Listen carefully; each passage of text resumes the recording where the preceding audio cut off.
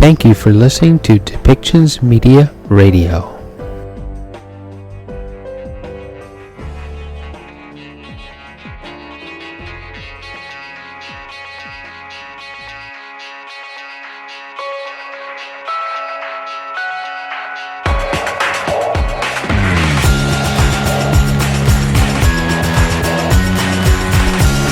Welcome to Policy and Rights, the show about government policy and human rights.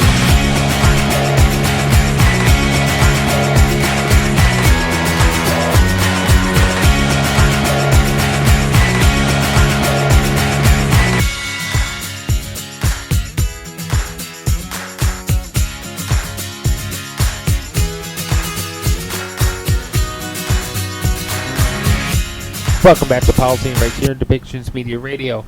I am your host, Michael Clogs.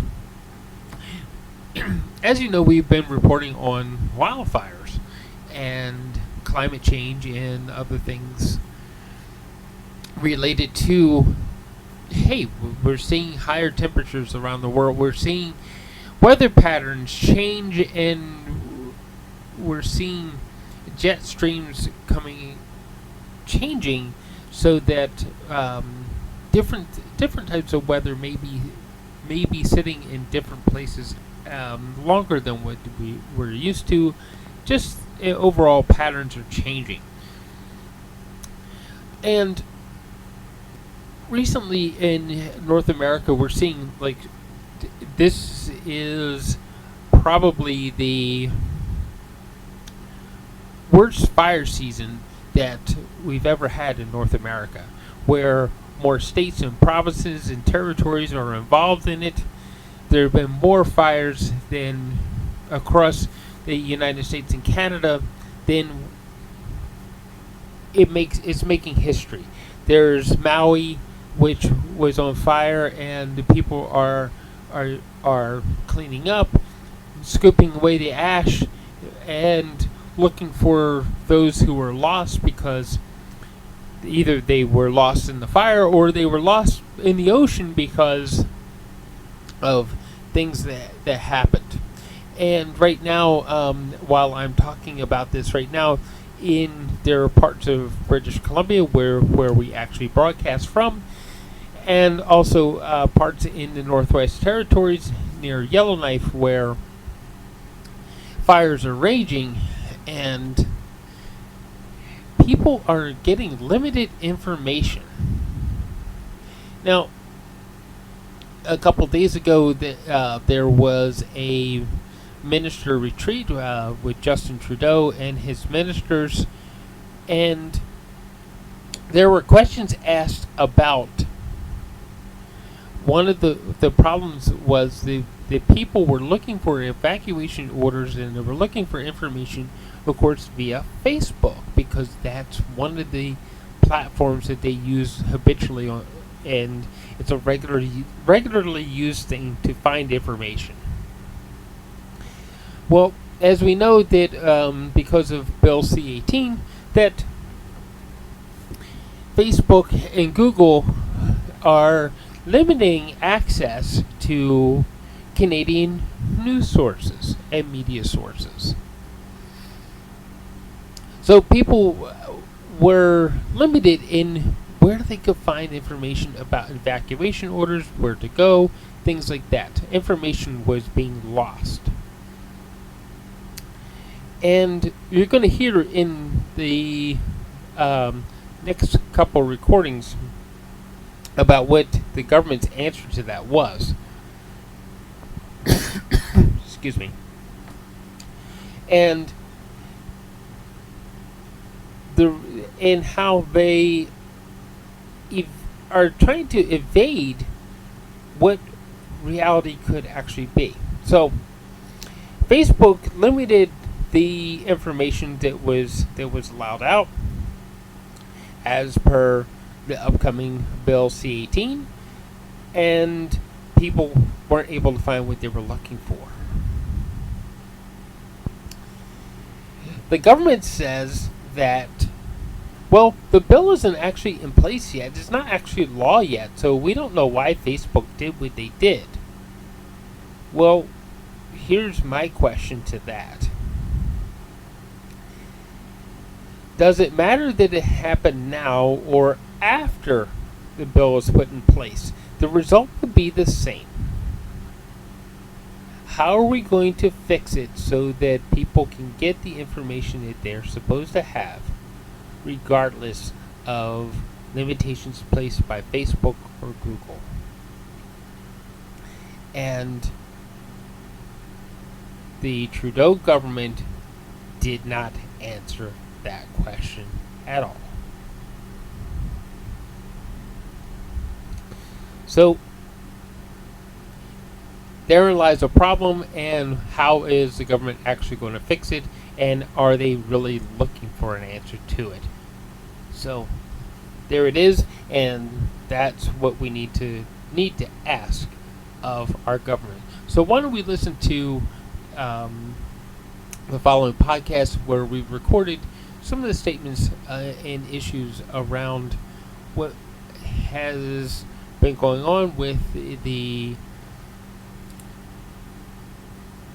Minister Summit and healthcare and other issues across Canada.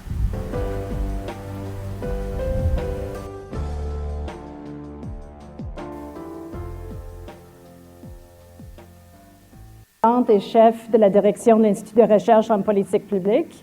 I'm the president and CEO of the Institute for Research on Public Policy. I'm very happy to be here for a second day and continue our conversation about les accords en matière de santé, les accords canadiens en matière de santé. Now what? We had a great discussion yesterday, kicking off with our friend Shachi Curl, who's here again, I think somewhere in the audience, talking about the survey, the very interesting survey she did of Canadians and their perceptions of the healthcare system. Some very interesting things to draw from that, including that Canadians are very dissatisfied with provincial, territorial, and federal levels of government in terms of what they're seeing in the healthcare system, that they understand that money isn't going to achieve the system level change that the system needs.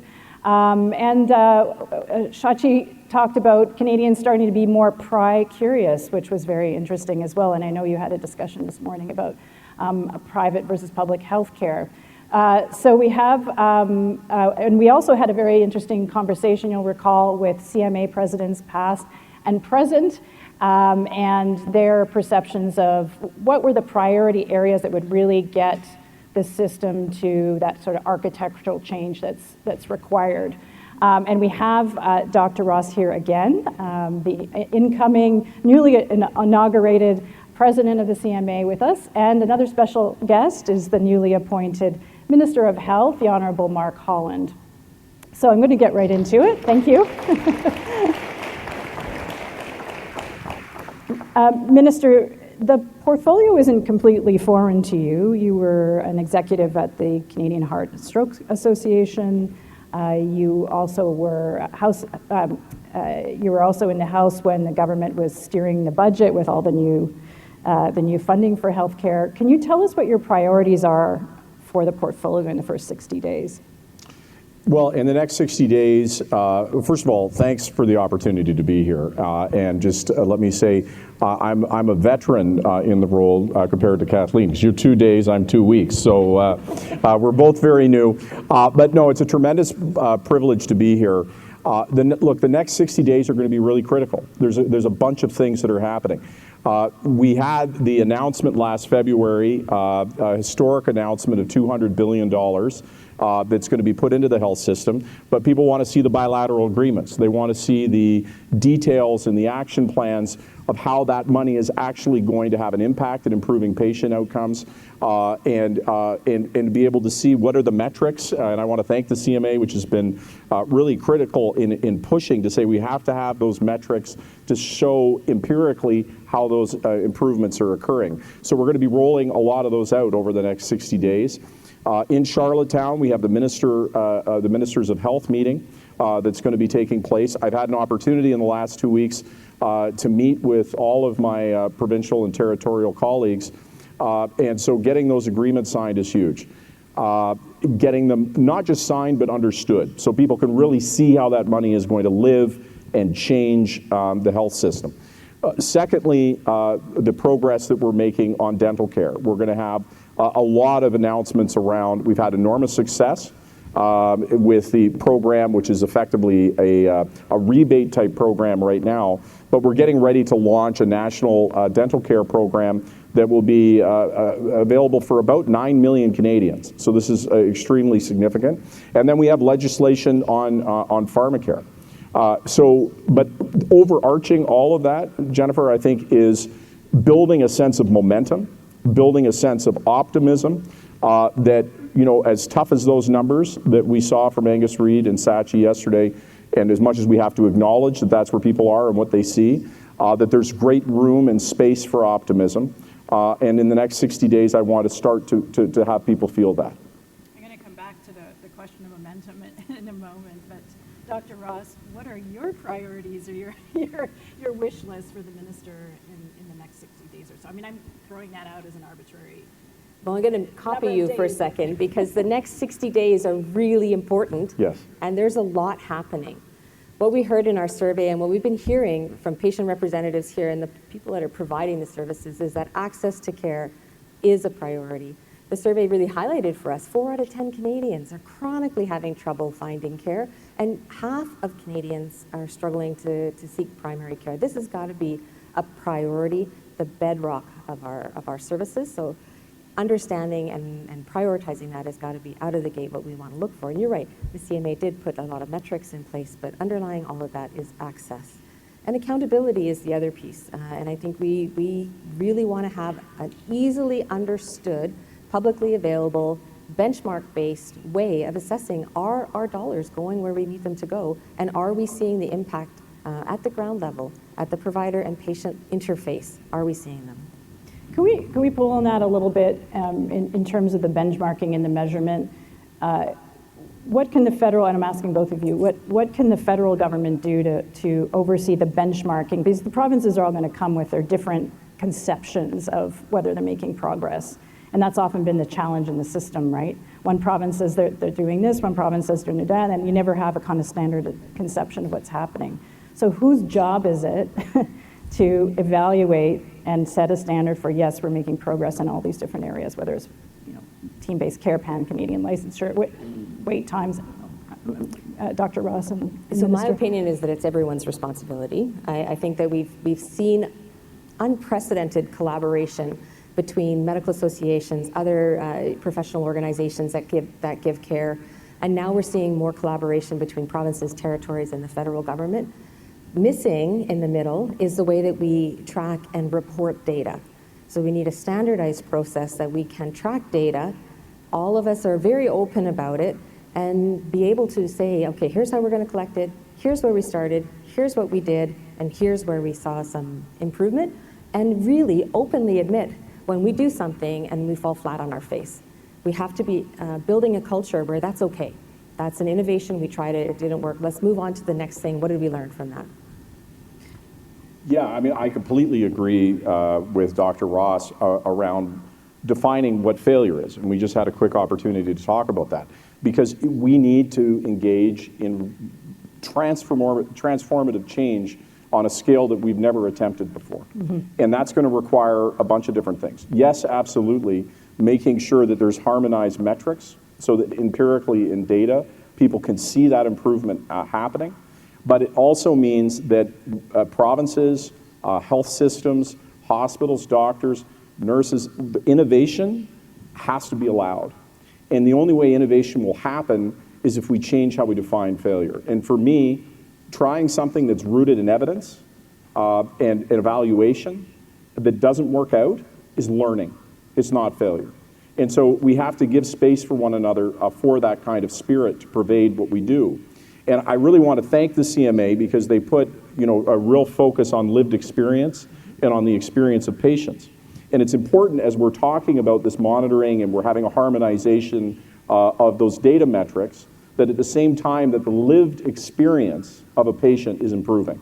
It's essential that people feel that improvement because it's, there is, and you're seeing that in the numbers that you're talking about, a lot of people who are losing hope, losing that sense that things are going to get better.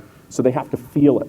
The numbers alone, as much as they're essential and they have to be visible, and you need to be able to look from province to province to see how money is being spent and how that's actually having an impact on health, we need to ensure that folks are feeling that on the ground as well. So I think it's fair to say probably there's people in this room, people that work in the, broadly speaking, the policy sector, like myself, there's skepticism around the money being out there and whether it's actually going to be spent the way that it should be, or that there will actually be constructive change. How would you hold the provinces to account in the long term for living up to their agreements?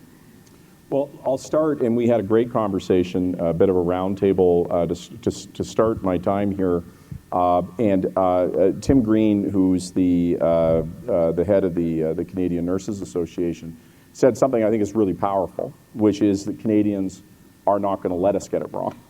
You know, I think that one of the biggest points of accountability, particularly when these metrics are in place, is that Canadians are done with turf. They're done with politics. They're done with excuses around jurisdiction. They want to see results. And I think that, what I can say, what is so encouraging to me is that is understood. I think viscerally.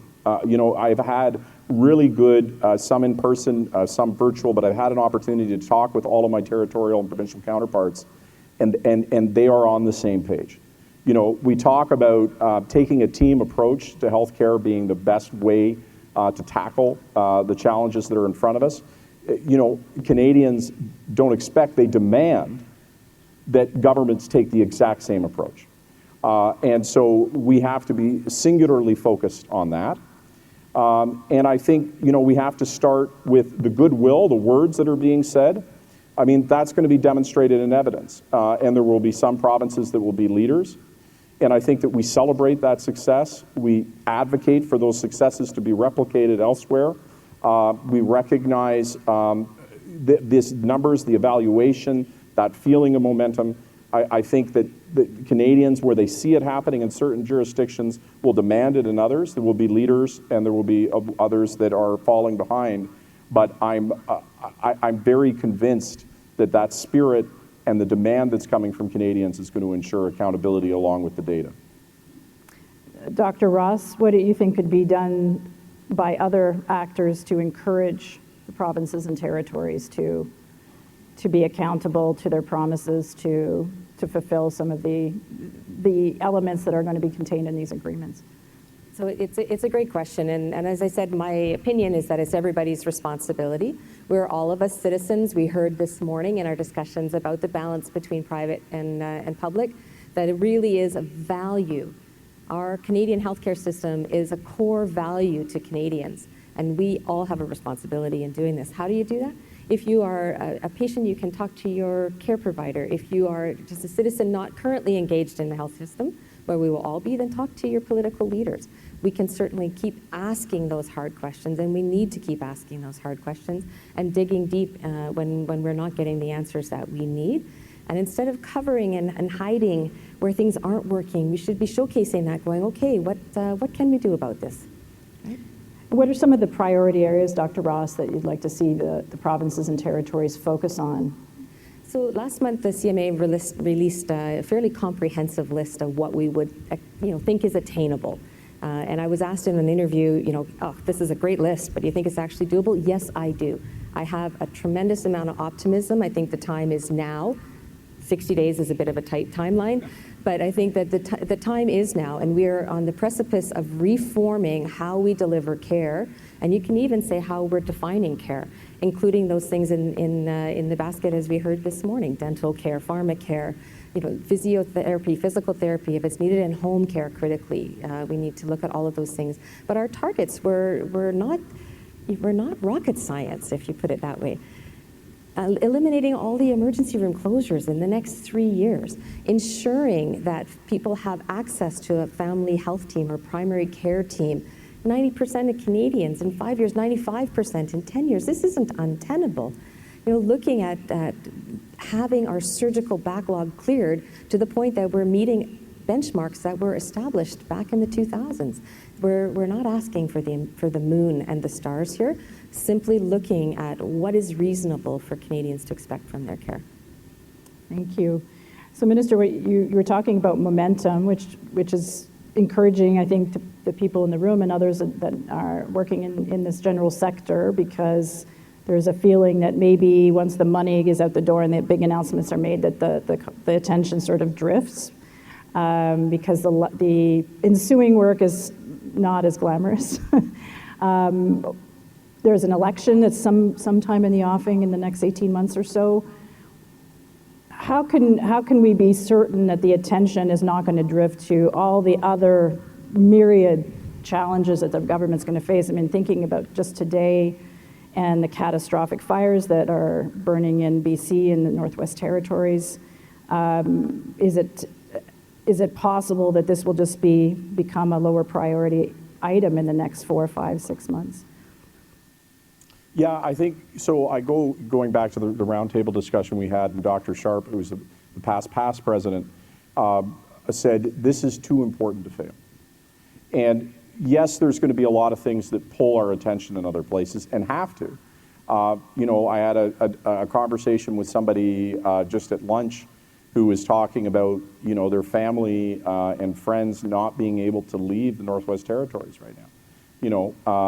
And that evacuation that's occurring, the devastation that's happening there, the fact that some folks are going to come back and not have a home, how could you not be gripped by that?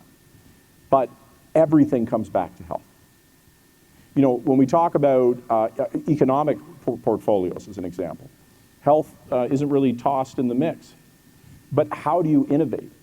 How do you have a productive workforce if that workforce has serious mental health challenges and physical health challenges? How do you deal with the existential threat of climate change if we're not healthy to meet that threat? And frankly, how does health play into that? That a declining planet with worse air and extreme weather events is going to have incredibly injurious effects on our healthcare system. In Northwest Territories today, what are we doing with the folks who, have been evacuated and can't go to healthcare providers in their home jurisdiction? So in every single facet, I'll take my time. I was a critic for public safety and national security. I visited every federal penitentiary in the country. 80% of inmates have addiction issues. Addiction issues are fundamentally a health problem. Mm-hmm. So it doesn't matter what line you draw where, health is at the center of it. So if we don't deal with health, if we don't tackle the crisis that we have with mental health and primary care, and ensuring that we reduce backlogs and improve patient outcomes, then those other problems aren't going to repair themselves either. So for me, it's a very clear and easy guiding star. The last point I would make, I think, and we had this conversation as well about the pandemic, and that I think, the entire country, the entire world was focused on health and healthcare in a way that it really never had been before. And I still think there's a lot of momentum to that attention. I find that interesting because we've heard many stories about, how the premiers met weekly or more frequently, that coming together during COVID, but also hearing about snapping back to old habits, and when people are scrambling to just keep an ER open or put Band-Aids on things so they can just keep the system afloat. Their first priority might not be data sharing. Their first priority might not be, let's get the foreign credentials issue sorted out. So that's where I'm just interested in how you're going to keep that focused attention on the items that are not where Canadians' first mind goes to. And Shachi's survey pointed to, for example, the number one thing being able to access an ER, where access to primary care is probably one of the key issues that, for example, the association's interested in. So it's a long-winded question, but is it possible to keep the province and territories and the federal government focused on the items that are not, as urgent and are more architectural in nature? Yeah, I mean, it's a great question, and I think the answer is, I think I play a really important role in being on the road all the time. In my first 2 weeks, I've been in British Columbia, I've been in PEI, I'm obviously here in Ottawa, I'm in the GTA, and we're planning to have me on the road all the time to continue these conversations face to face, to meet with the stakeholders, the patients, the healthcare providers, the doctors, the nurses, with everybody to hear their lived experience directly. And so that I can advocate and be their voice in that, and to keep it real and keep it alive. I think what happens is, and I was the whip for over 3 years, so the chief government whip is responsible for holding people to Ottawa. Well, as the whip and the House leader, I was in Ottawa all the time for 5 years. My role here is to be on the road all the time, and to be right in the trenches, seeing it, feeling it, and having those conversations directly, face to face, with my counterparts, and to keep that pressure on. And I think what is really great about the launching of these action plans and the bilateral agreements is that because we're going to have that harmonization of metrics, we can see what's moving and what's not. Canadians can see it in the data. We can lean into that. And there's the opportunity to see, in having those experiences, what innovations are working, what might be applied to other parts of the country, and yes, what isn't working, right? I mean, that is the whole spirit of the Enlightenment, which, as I was talking about earlier. And somewhere along the line, we've lost the spirit of the Enlightenment. There's nothing wrong with admitting something isn't working, right? To say we can't do this anymore, or that we tried something and that it failed. That's where learning comes from. So what would success look like for you? Well, success for me is very simple. If you look at what Sachi presented from Angus Reid, we have to turn the tide. We have to have people have optimism and hope in our health system.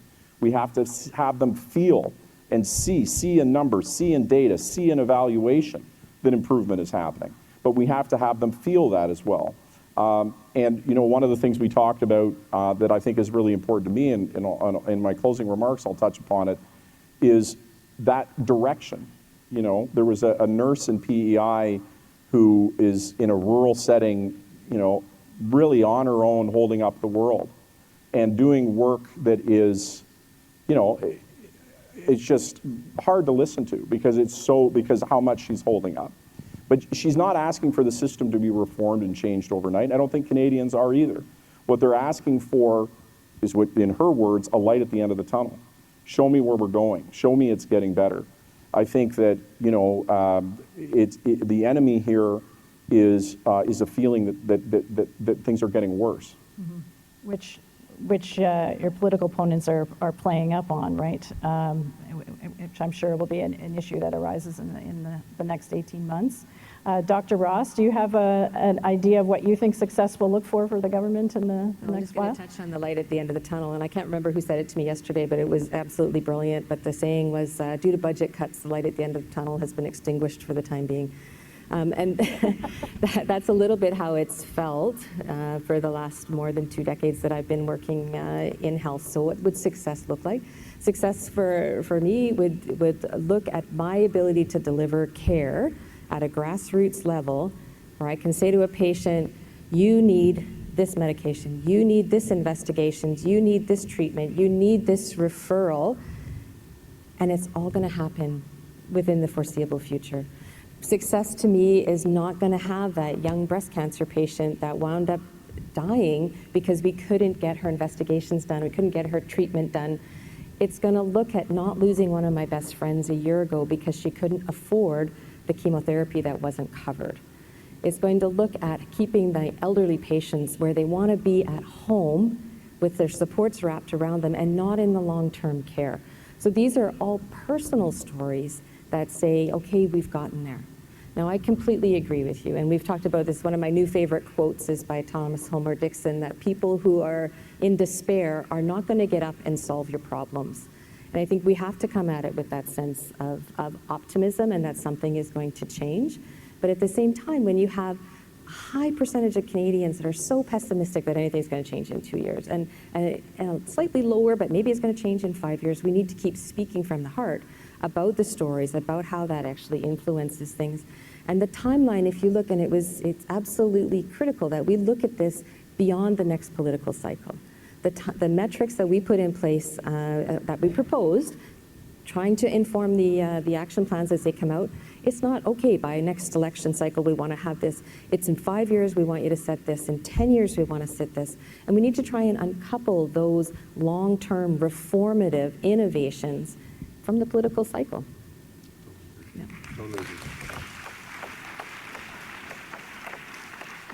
Minister, we're just about at time, but I wanted to ask you about pharmacare because you raised it. And obviously there's a lot of political implications to that plan. It's part of the agreement that the government has with the NDP, that there be some kind of plan before the end of the year. So could you fill us in on where that's at? For sure. Well, what I can say at the highest level is I'm not going to give you as much detail as you want because those conversations are ongoing.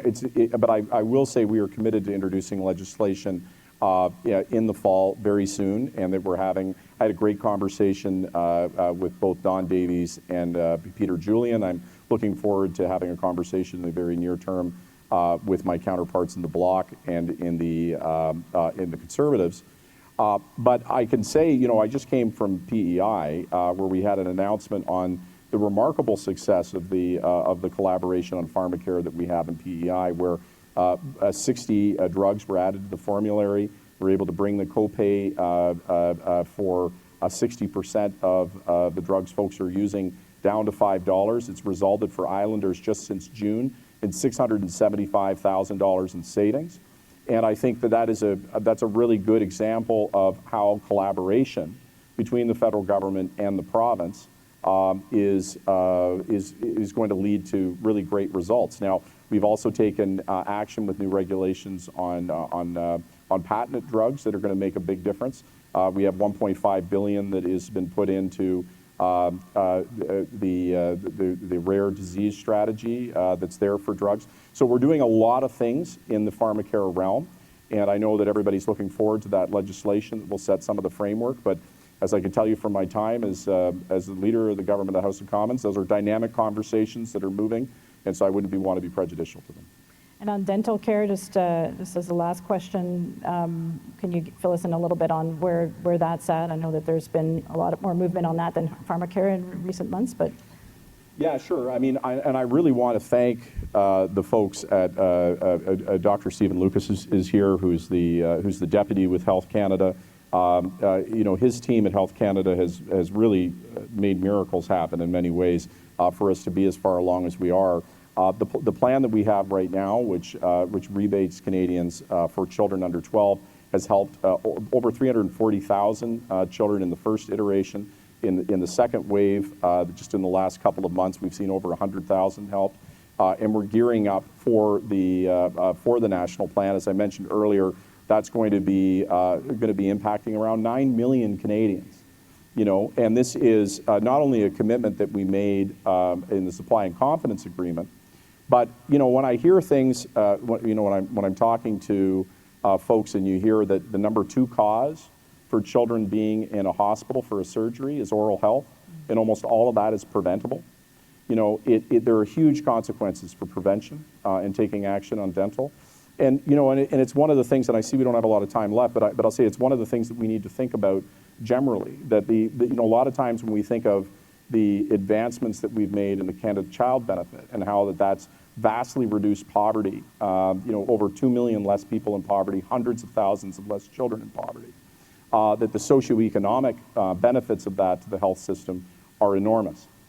So when you talk about cuts and you talk about, you have to think about the impact of the other actions we're taking to reduce poverty, to take action on dental care, to take action in the preventative space, to ensure that we reduce costs upstream and avoid the cost in the system as well. Thank you, Minister Holland, and thank you, Dr. Ross, and thank you to you all for your attention.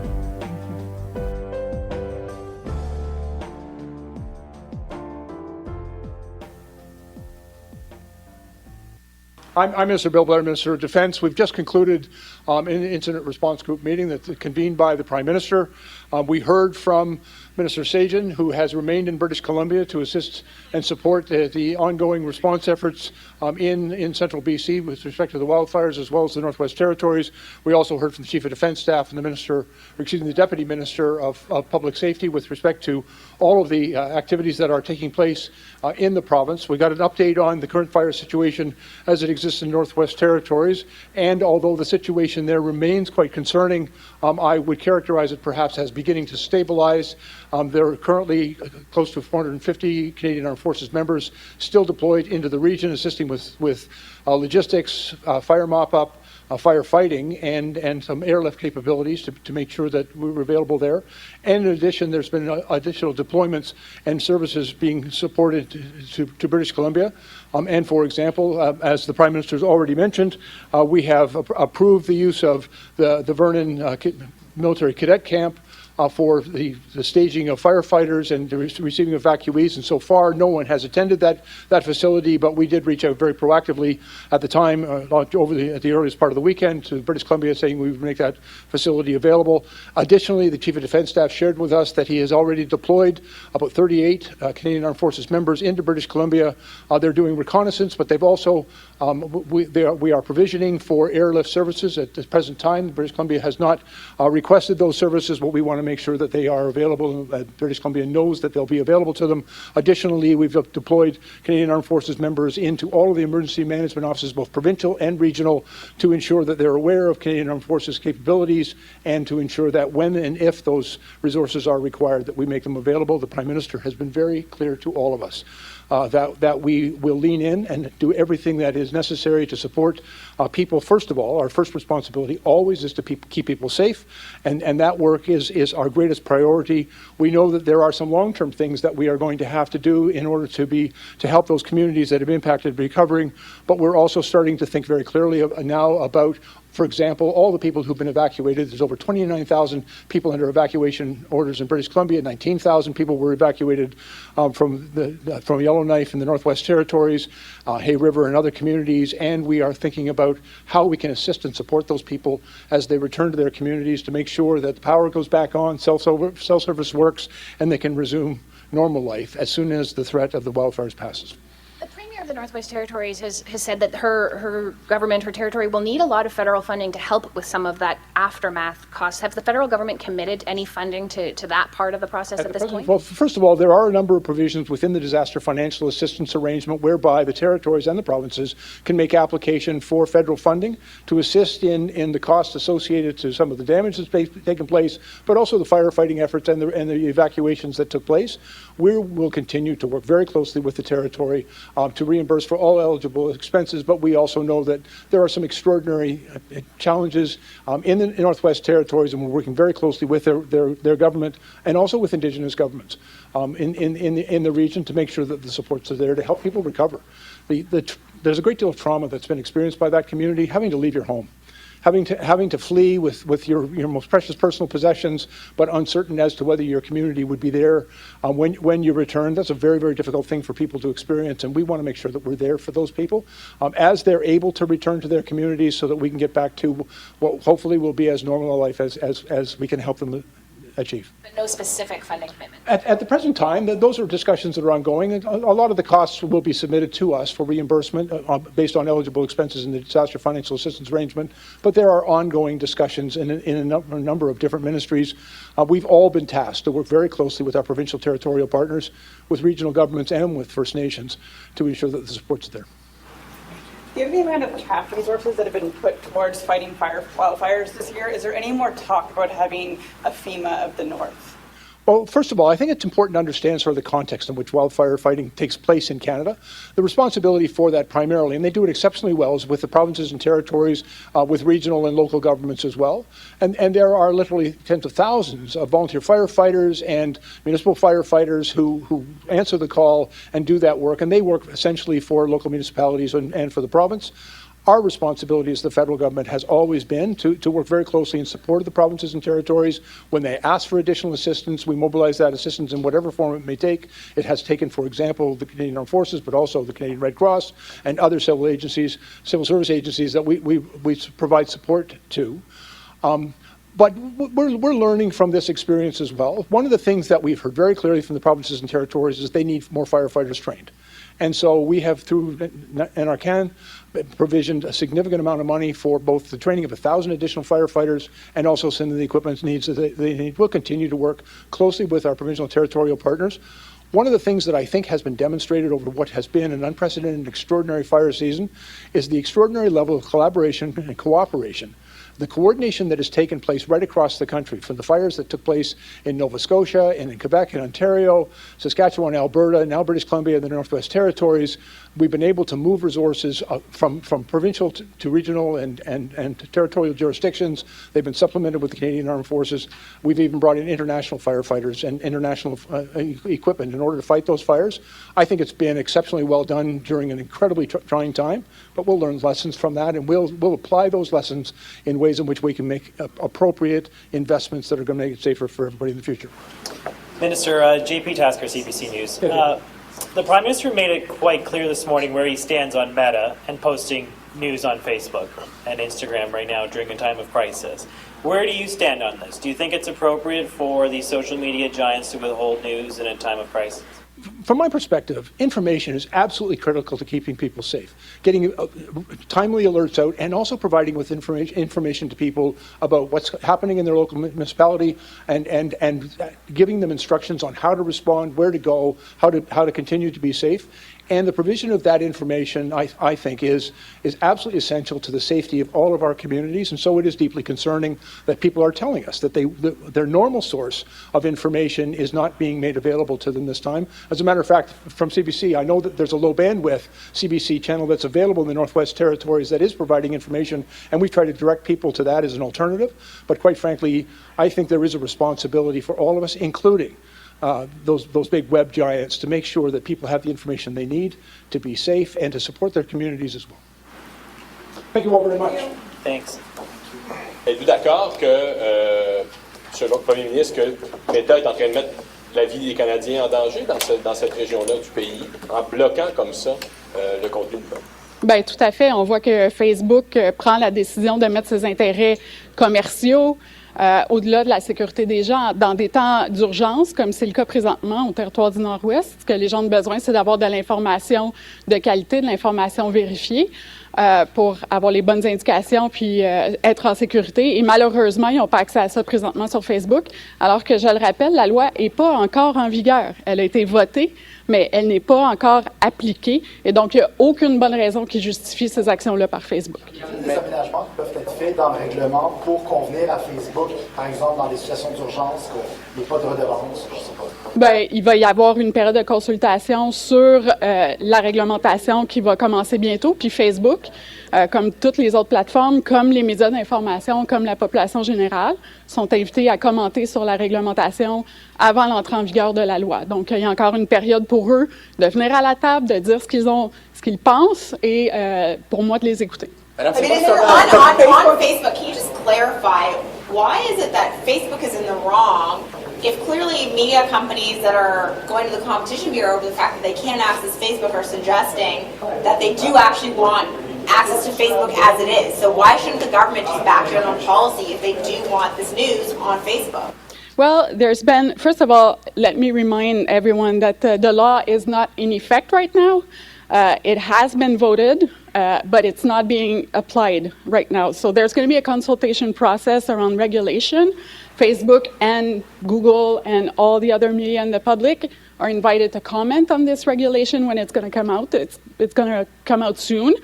And then we can hear about Facebook's problem with the legislation or with the regulation. But right now, there's no good reason for Facebook to ban Canadian news because the law is not being applied right now. But that's not really a defense of your government's policy to say it's not in place yet. I mean, the point is that they oppose your policy that is coming in place, and when I ask you to justify this policy, you say, well, it's not in place yet. Well, what's the defense very often when there's legislation, there's opposition, but at the same time, the government is empowered to legislate.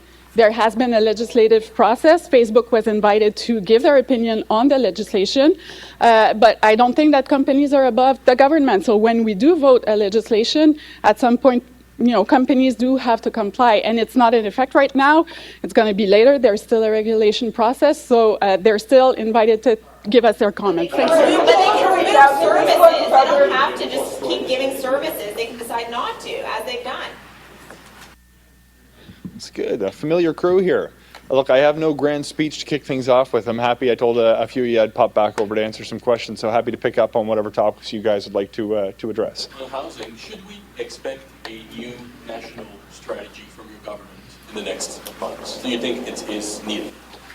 So there's a number of different elements to what we want to do next. How we precisely frame it and whether that is a revisitation of the national housing strategy is something that I'm sure we're going to get into really interesting discussions on over the course of the next couple of days here in Charlottetown.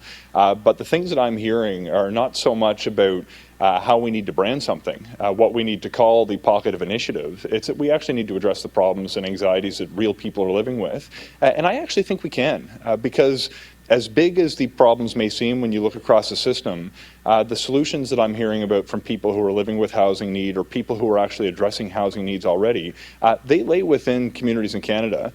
I'm hearing different opportunities about how we can better engage the private sector to invest in solving some of the housing challenges. I'm talking to employers who are actually interested in participating in workforce housing opportunities so they can help more quickly grow the economy. I'm talking to low-income families and the people who run non-market housing projects to make sure even the most vulnerable have a roof over their head. There's people who have dedicated their life's work to solving some of the challenges that we're now feeling in an unprecedented way. Whether we call it a revisited national housing strategy or whether we announce the measures, the people that I've spoken to want us to solve the problems and are less fussed about what we call the solution. Poilievre says you're playing catch-up. Sorry, could you say that? Poilievre says you're playing catch-up. It's fascinating for me. Look, when a person's in opposition, they're going to need to try to find some kind of a hook. I see him every couple of days shooting an angry Facebook video calling on the government to do something we campaigned on a couple of years ago and have since started to implement. You look at some of the solutions that he's pitching around building more housing around transit. Great idea. That's why we campaigned on it explicitly in the last federal election campaign, and you can look back to our platform and see that it's there. I've actually visited recently, when I was in Vancouver, a series of projects that have huge towers going up immediately adjacent to rapid transit solutions. When I was there, we announced a $500 million contribution to 9 different projects to the rental construction financing initiative. Every single one of the projects that we're funding is within about 800 meters to a kilometer of a walk of a rapid transit solution. This has been part of our strategy. Do we need to scale it up? In my view, yeah. We need to continue to get our money out the door more quickly to the projects that are already approved, which is one of the fastest things we can do to get more people housed and living in a community where they can actually access the services that they depend upon, get to the work that they depend upon to pay their paychecks. So certainly there are things that we need to do and need to do faster, but let's not pretend that we're playing behind the Conservatives who are finally starting to talk about the things that we've been campaigning on actively for the last couple of election cycles. Your government got a report last week with, I think it was 10 specific recommendations of things the federal government can do. Some have described that as a bit of a task list for, is that how you see it? Are you planning to implement most of what's on in those recommendations? So I've had the opportunity to engage briefly with some of the co-authors of the report. It'll not be lost on you that some of them are actually going to be joining us to walk us through some of these solutions. Before we commit to saying, yes, these specific to-do items are going to be adopted wholesale by the federal government, I think we need to have a conversation with the report's authors, with the people who informed that report, and amongst one another to determine how we can best prioritize the measures that are going to have the greatest impact as quickly as possible. In addition, I've been having conversations already with different people in the housing sector who are pitching solutions to us that may coincide with some of those recommendations included with the report and may actually fall outside of the narrow scope, I shouldn't say narrow, outside of the scope of what that fairly comprehensive report has actually recommended. So I've got to do my own exercise to make sure we're looking at the advice that comes from that report, which I think is immensely valuable, by the way. But I also need to engage with other players in the housing sector to make sure that we're leaving no stone unturned. This is a moment where I think Canadians realize that there are different voices at the table, but they do want the federal government to play a leadership role. When somebody sits down in my office, they don't want to see me tell them why it's another person's problem to fix. They want to understand how I'm going to help whichever level of government is involved in delivering a solution that's going to help them, help their family, and help their community. The report provides some excellent starting points, but it doesn't necessarily in and of itself get us there, because we now have to figure out how to implement some of its recommendations in addition to other solutions that I think will have a meaningful impact for Canadian households. More funding. More funding. This morning, the Prime Minister talked about a shortage of construction workers and how immigration could help with that. Will your government be prioritizing immigrants? So the short answer is yes. The questions that we need to continue to answer is exactly to which scale can we do that and how quickly. So it will not be lost on you that the job I had about a month ago was very relevant to the question that you're asking. One of the things that we changed while I was in the position of the Minister of Immigration, Refugees and Citizenship was actually to tailor the express entry programs to have dedicated draws for permanent residents who actually fall into one of 5 key categories. One of them was the skilled trades, and the reason that we wanted to adopt the skilled trades in particular was not just the overarching need for people with skilled trades, which is broader than housing, but specifically because of the need to unlock the economic opportunity when it comes to building more homes. This is both a social issue in terms of supporting low-income families who are outside of the housing market, but it's also a major issue not just for the construction workers who are going to put the homes up, but for the communities who will have the workers that they need if the homes are built. So yes is the answer. We're going to continue to tailor our programs. I've been thinking over the last number of weeks while I'm in this position of getting up to speed on a new file but not being able to let go completely of the old one, figuring out what other solutions we may use to accelerate the arrival of the people who are going to build the homes. But this is not just an immigration question, by the way, it's a productivity question. We've got enormous opportunities if we embrace innovation in the sector. Going back to the question about the report you referenced a moment ago, the focus on innovation and adopting solutions like modular housing, where we can actually build at a lower cost per unit homes in factories that are of a comparable and sometimes better quality than homes that have historically been built in communities.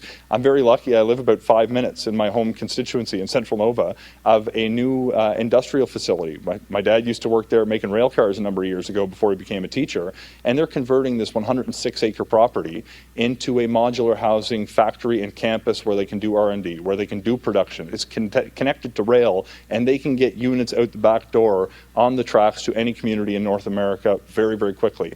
These are the kinds of things that we need to be looking at, not just the hands that are going to build the homes, but the innovation policies we can adopt so the people building those homes can have a greater productive output. There's no easy solutions, but all of them are worth chasing, including using immigration. When you were immigration minister last year, 2022, 800,000, roughly 800,000 students came to Canada, international students. Many housing experts have said, including some you're going to hear from at this conference, they are really driving up rents in many cities. Is your government willing to cut the immigration levels when it comes to international students? Look, thanks for this question, and indulge me for 30 seconds to give a bit of a preamble just so you can understand with a greater level of detail what my thinking is on this.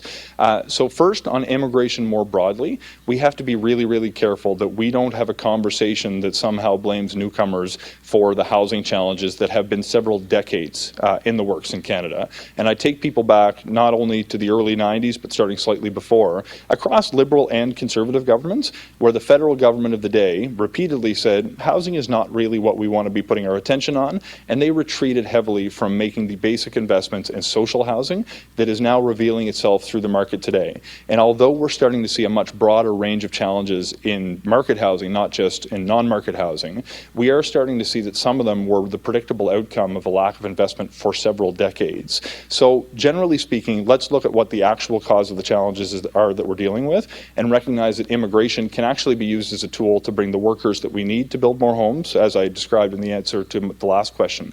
On the international student program in particular, I think we need to do some serious thinking here, and I made similar comments before.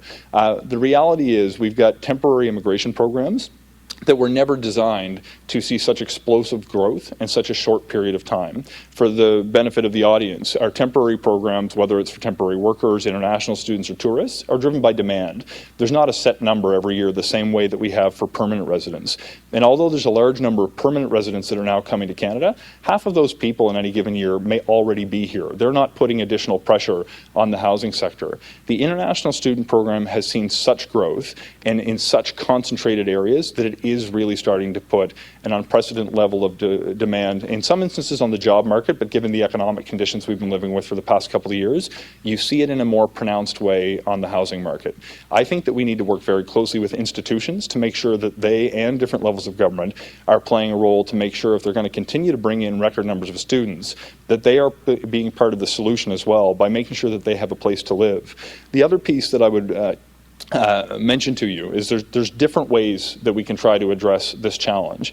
I have had the opportunity to engage with Minister Miller to discuss some of the potential options, but I think addressing some of the temporary residency challenges, which have seen extraordinary growth, in particular, when you see stories about the exploitation of international students, with some institutions, if I can be completely candid, that I'm convinced have come to exist purely to profit off the backs of vulnerable international students, rather than provide a quality education to the future permanent residents and citizens of Canada. When you see some of these institutions that have 5-6 times as many students as enrolled as they have spaces for them in the building, and you see them continue to pop up in plaza colleges across the country, you got to start to ask yourself some pretty tough questions. And I should say, final comment, and I will come back to you for a follow-up, and I know this has been long-winded, not all private colleges should be treated with the same brush. There are good private institutions out there, and separating the wheat from the chaff is going to be a big focus of the work that I try to do with Minister Miller to identify a solution to this challenge.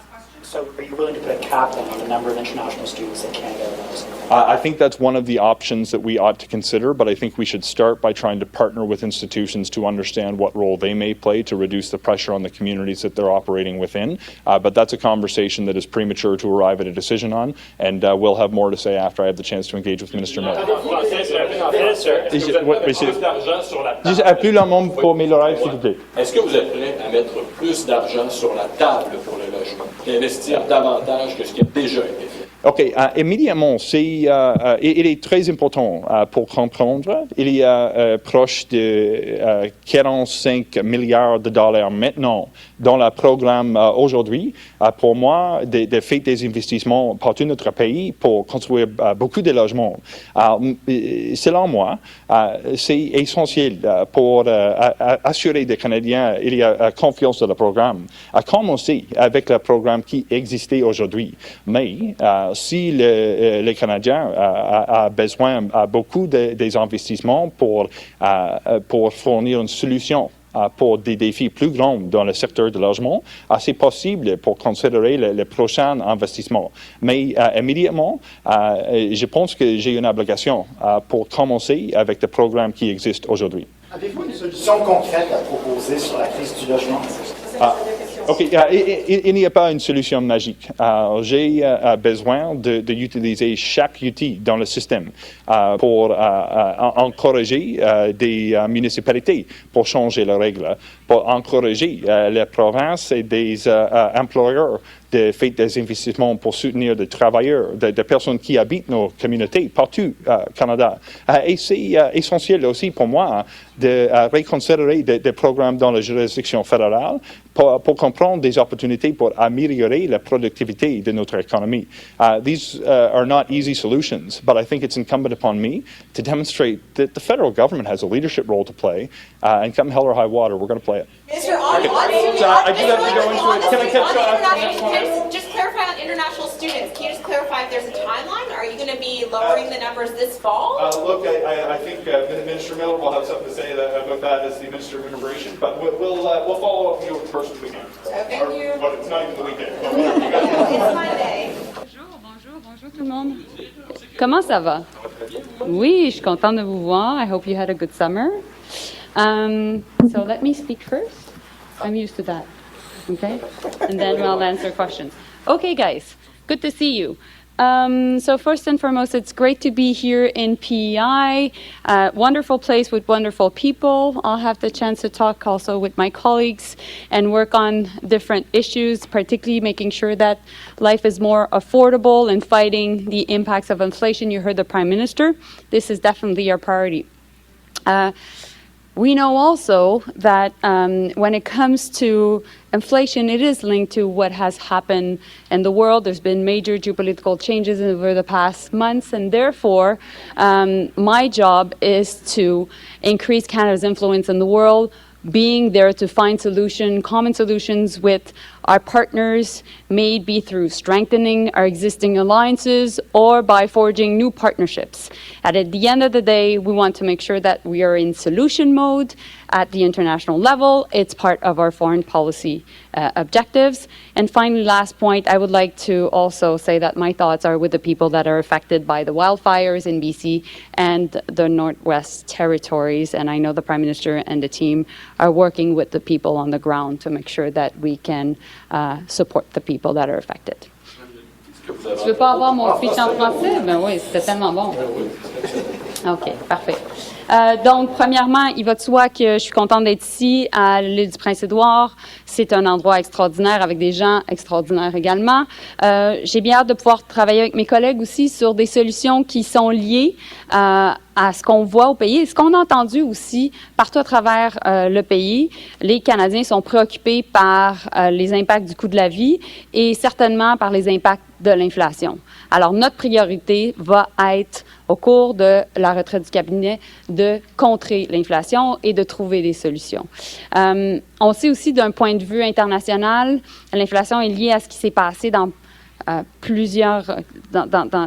parce qu'il y a eu des changements géopolitiques. Alors, dans les circonstances, nous, notre objectif, c'est de travailler avec plusieurs pays avec lesquels on est partenaires, avec lesquels on a des alliances pour trouver des solutions. Puis en même temps, on est là pour forger des nouveaux partenariats avec de nouveaux pays pour créer des opportunités pour les Canadiens et aussi trouver des solutions aux problèmes existants. Finalement, je tiens à dire que mes pensées sont avec ceux et celles qui sont affectés par les feux de forêt en Colombie-Britannique et également dans les territoires du Nord-Ouest parce qu'il va de soi que la situation est difficile. Alors, on est là pour aider les gens affectés. Alors voilà, oui, je suis prête à répondre à vos questions. Avez-vous l'impression que les Canadiens ont besoin d'avoir un plan clair de la part de votre gouvernement? C'est-à-dire d'avoir quelque chose de peut-être plus ambitieux ou du moins plus combatif que ce qu'ils ont vu jusqu'à maintenant. Les critiques, c'est que vous êtes un peu en rattrapage. Est-ce que vous pensez qu'il faut envoyer ce signal-là aux Canadiens cet automne ou au prochain budget ou autre? Bien, je pense qu'on entend la frustration de la part de la population par rapport au coût de la vie parce que c'est vrai que ça coûte cher. Puis, on a été en mesure d'entendre plusieurs personnes partout à travers le pays cet été nous le dire. Et on en a fait déjà beaucoup pour contrer les impacts de l'inflation, mais on doit en faire plus. Et donc, c'est pour ça qu'on est en mode solution, on est proactif et on va être là aux côtés des Canadiens pour trouver des solutions avec eux. Est-ce que Pierre Poilievre a raison quand il dit qu'il y a trop de bureaucratie pour bâtir davantage de maisons et de logements? Vous savez, la question du logement, c'est mon collègue Sean Fraser qui va pouvoir répondre à cette question-là, mais certainement, notre objectif est encore et toujours de simplifier la vie des Canadiens et c'est pour ça qu'on va être en mode solution ici. Pierre Poilievre dit que vous avez laissé cette crise-là pourrir, c'est-à-dire que vous l'avez laissé traîner et aujourd'hui, il dit, ben voilà, ils font un cabinet sur le logement alors que ça fait 2 ans qu'ils ont bousillé tout le truc. C'était à peu près ça son message aujourd'hui. Vous répliquez quoi à ça? Pierre Poilievre est habitué de chialer, mais il n'est jamais en mode solution. Fait que la réalité, c'est que nous, on est là en tant que bon gouvernement compétent pour répondre à la préoccupation des Canadiens. On sait que les taux d'intérêt ont augmenté, on sait que le coût de la vie augmente, alors on va être là. On a toujours été là depuis 2015 avec l'allocation canadienne pour enfants. On était là à l'époque pour baisser les impôts de la classe moyenne. On était là à travers la pandémie et on va encore répondre présent.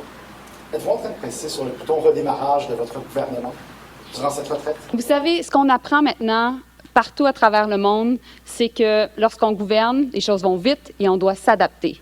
Alors, on sait qu'on doit s'adapter à l'environnement qui est présent et c'est ce qu'on va faire. T'as une question? Nothing in English, just incredible, guys. Not the housing and solution Hi, stuff, Alex. but on housing. Last week you had a statement about a game plan for if the U.S. takes a turn towards authoritarianism. I wonder if you could tell us a bit more about what Canada would do in that situation, what that game plan is, what it is. Well, of course, we know that there will be elections in the U.S. next year. And of course, Canada will be ready. And we will be working with the administration that is elected by the American people, period. That being said, also, our government has experience dealing with administrations of both parties. And so that's why Canadians expect us as a competent government to be ready and working on many scenarios, and we'll do that. Is there anything that you're doing now in anticipation when you're talking about a game plan, or is there any, when it comes to foreign affairs or diversification, anything that you guys are doing now in preparation of what might happen in the next election? Well, we will be of course, working with premiers, we'll be working with mayors, we'll be working with the business community, unions across the country, because that's what Canadians know best. We know the U.S. best, and we will be there when the American people decide who to elect. Thank you. Yes.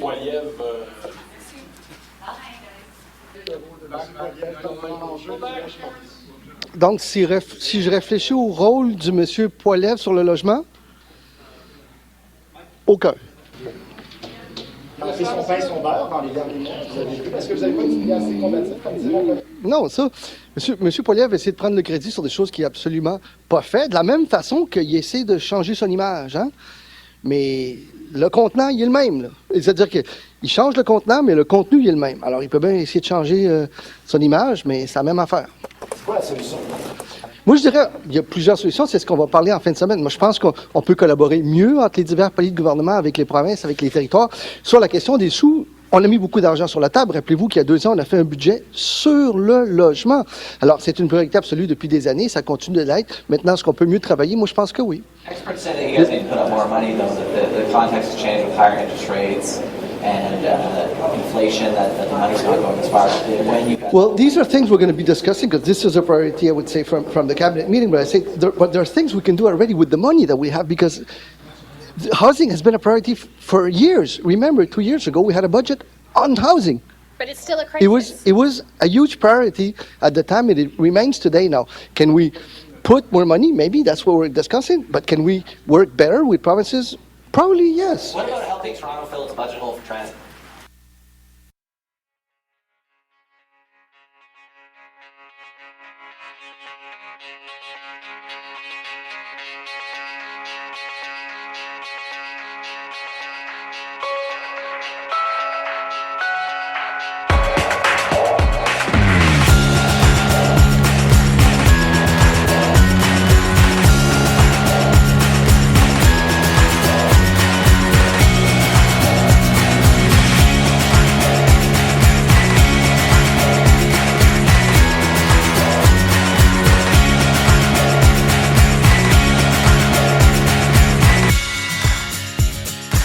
This show has been produced by Depictions Media. Please contact us at depictions.media for more information.